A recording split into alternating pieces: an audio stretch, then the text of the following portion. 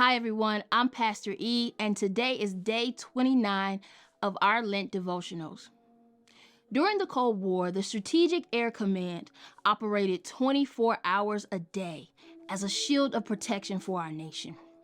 This meant that at any point in a given day, there were full combat figured bombers flying to assure the safety of our nation. Since these planes flew constantly, one must wonder, how did they remain full of gas? Well, they did what is called mid-flight refueling.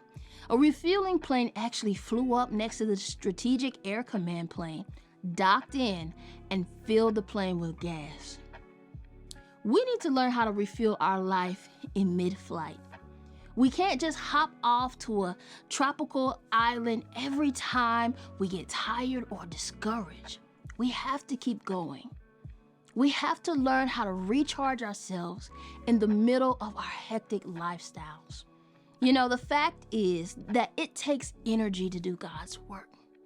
And what do we do when we run out of energy?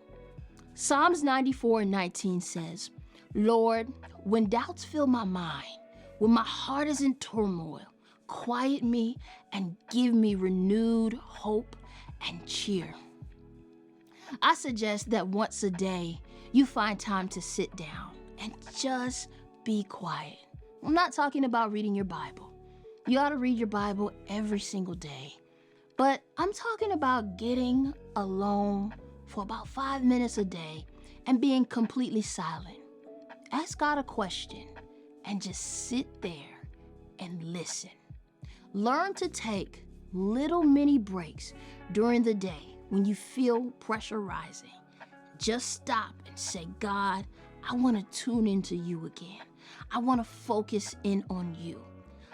I'm not suggesting 30 minutes of meditation, but I'm talking about just 30 seconds.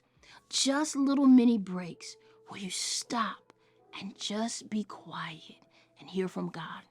Inevitably, it's tough to live God's plan for our life when we start getting distracted and we start getting discouraged and we start to doubt and we begin to coast through our life. And when we coast, we start heading downhill. But we need to remind ourselves of God's goodness yesterday. Remember God's presence today and remind ourselves that He's with us right now. Listen, you are not alone. Remind yourself of God's promises for tomorrow. There are thousands of promises for us in the Bible. Each one is something we can claim in faith. God's goodness yesterday, God's presence today, and God's promises for tomorrow. We don't need to doubt. We don't need to be discouraged.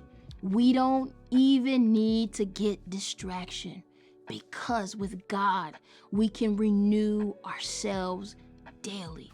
If you want to last over the long haul, we have to learn how to recharge ourselves spiritually and emotionally, physically, and mentally. God bless you.